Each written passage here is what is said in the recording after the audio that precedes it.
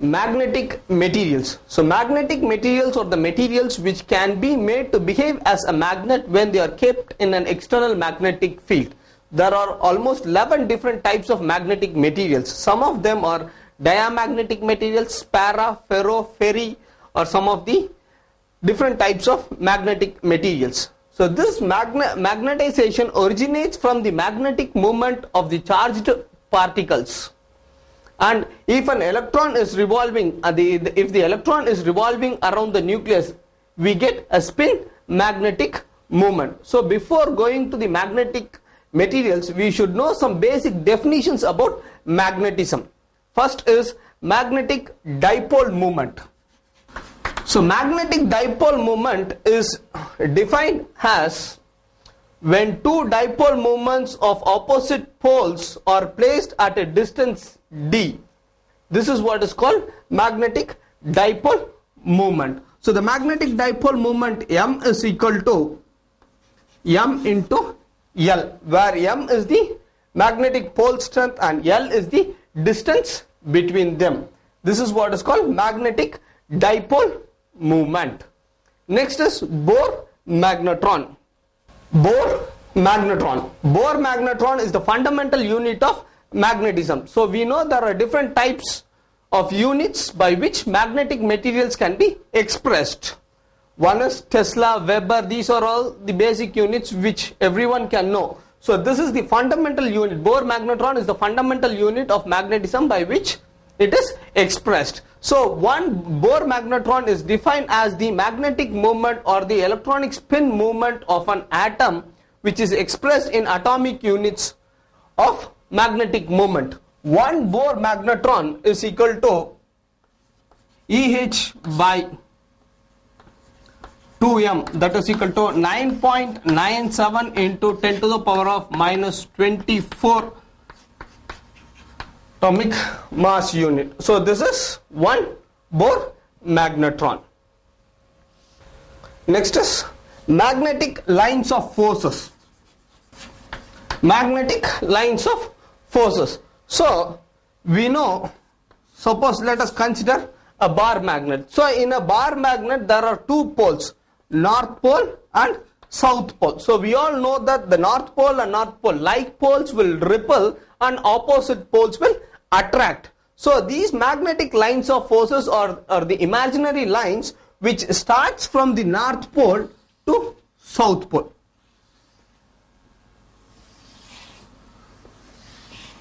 Otherwise it is called as magnetic curves. Magnetic curves.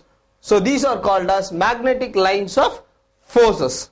Next is magnetic lines of induction or magnetic induction.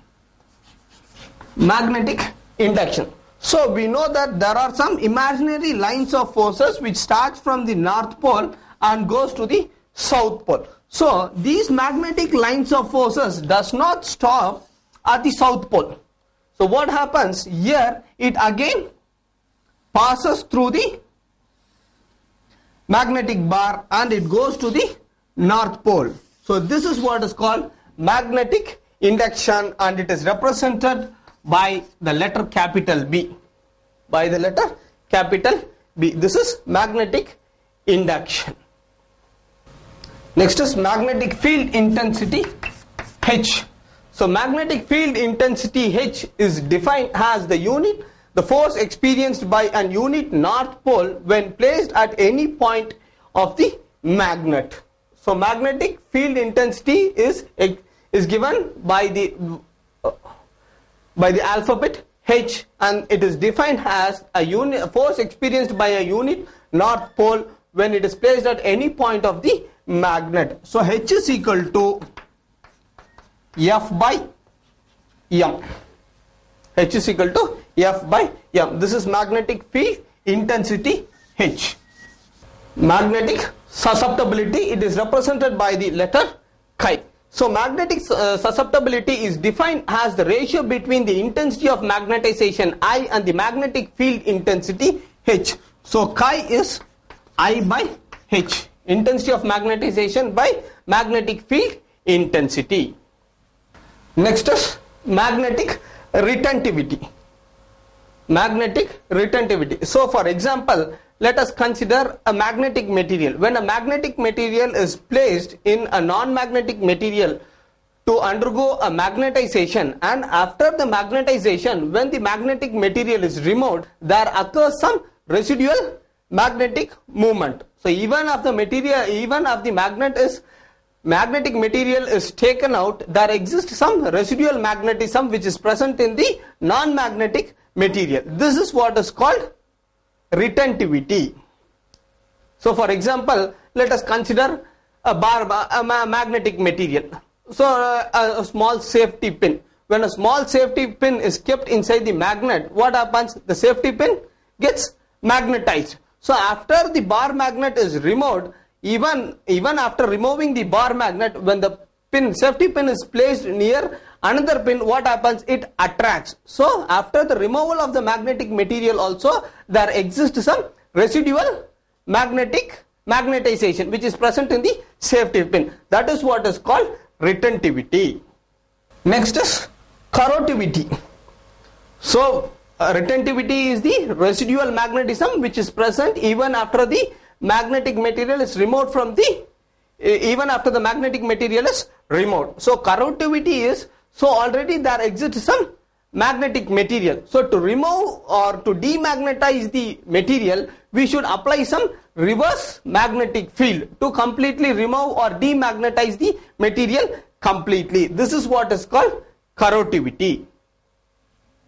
So now, do you know the difference between the corrotivity and the retentivity? Retentivity means when a magnetic material is placed and for magnetization, and even if it is removed, there occurs some residual magnetism. That is what is called retentivity. And corrotivity is to remove or demagnetize the residual magnetism which is present in the material. It is called as corrotivity, which is done by applying a reverse magnetic field.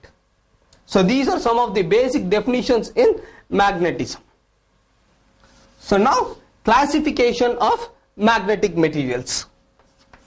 Classification of magnetic materials. So these magnetic materials are broadly classified depending upon the materials having the presence or absence of magnetization when they are kept in an external magnetic field. So some will not have a permanent magnetization and some will have a permanent magnetization. So not material which is not having a permanent magnetization is called as diamagnetic materials. Diamagnet, and the materials which are having a permanent magnetization when they are kept in an external magnetic field is called as para, ferro and ferrimagnetic materials. So in case of a magnetic material, that is every 2 electron in the energy state of an atom forms an spin of opposite forms an opposite spin. So the net magnetization is 0. So for example, this is the energy state of an atom. So they form an opposite spin. So there are a number of energy levels. So they form an opposite spin. Therefore the net magnetization or the resultant magnetization is 0. They get cancelled. So these type of materials are called as diamagnetic materials, or otherwise called as weak magnets. In some materials, there occurs an unpaired electrons. So due to this unpaired electrons, there occurs magnetization when they are kept in an external magnetic field. Those type of materials are called as para, ferro and ferrimagnetic materials. So first, let us see about diamagnetic materials. So in case of diamagnetic materials, if you see the energy levels,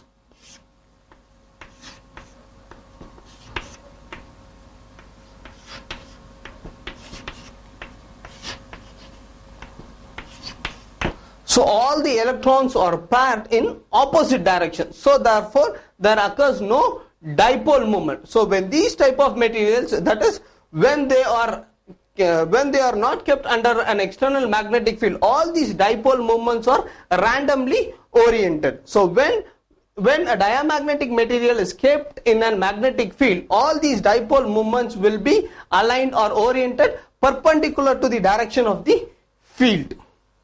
So now what happens due to the unpresence of unpaired electrons, the net magnetization get cancelled. So when these type of magnets are kept in an external magnetic field, for example,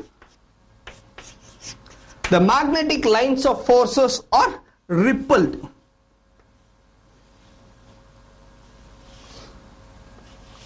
This is a diamagnetic material. So without the magnetic field, what happens? All the dipole moments are randomly oriented and there is no net magnetization present in diamagnetic material. So when these diamagnetic materials are placed in an external magnetic field, all the dipole moments are aligned perpendicular to the direction of the field, and when these diamagnets are placed in an external magnetic field, the magnetic lines of forces does not pass through the diamagnetic material, whereas the magnetic lines of forces are repelled. So there are some properties of diamagnetic materials. So these diamagnetic materials repels the magnetic lines of forces, and their susceptibility, the magnetic susceptibility of the diamagnetic material is negative, and it is independent of the temperature and the applied magnetic field, and the permeability is less than 1, and these are called as weak magnets. Since the permeability is less than 1, these type of magnets are called as weak magnetic materials. So below the critical temperature, diamagnetic material behaves as a normal material. It will not behave as a magnetic material. For example, gold, silver,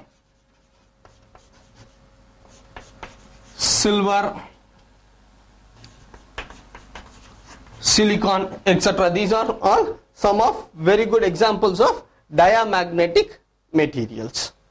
Paramagnetic materials. So in case of paramagnetic materials, there occurs few unpaired electrons.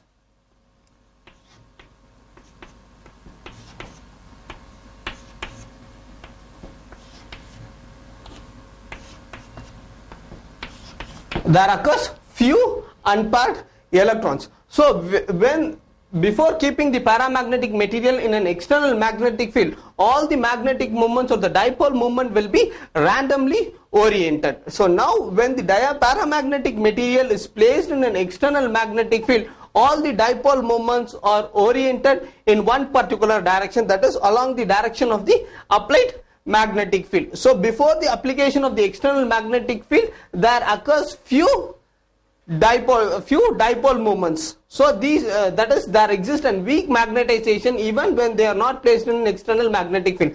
So when these paramagnetic materials are placed in an external magnetic field, all the dipole moments are aligned parallel to the direction of propagation, and there exists magnetization. So in this type of paramagnetic materials, when it is placed in an external magnetic field, the magnetic lines of forces passes through the material. In case of diamagnetic materials, the magnetic lines of forces will not pass through the magnetic material, whereas it repels in case of diamagnetic materials. In case of paramagnetic materials, the magnetic lines of forces passes through the paramagnetic material. Here the susceptibility is positive and it is dependent on temperature and the applied magnetic field, and the permeability is greater than 1. The magnetic susceptibility is given as chi is equal to C by T minus theta, where C is called the Curie constant, T is absolute temperature, and theta is the Curie temperature. So in case of paramagnetic materials, the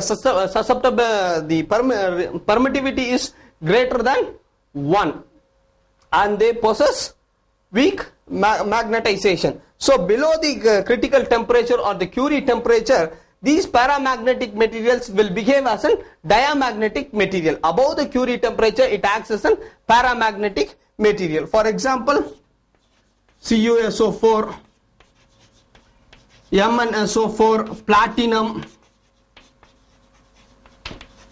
These are all very good examples of paramagnetic materials. Ferromagnetic materials. So in case of ferromagnetic materials, there are large number of unpaired electrons.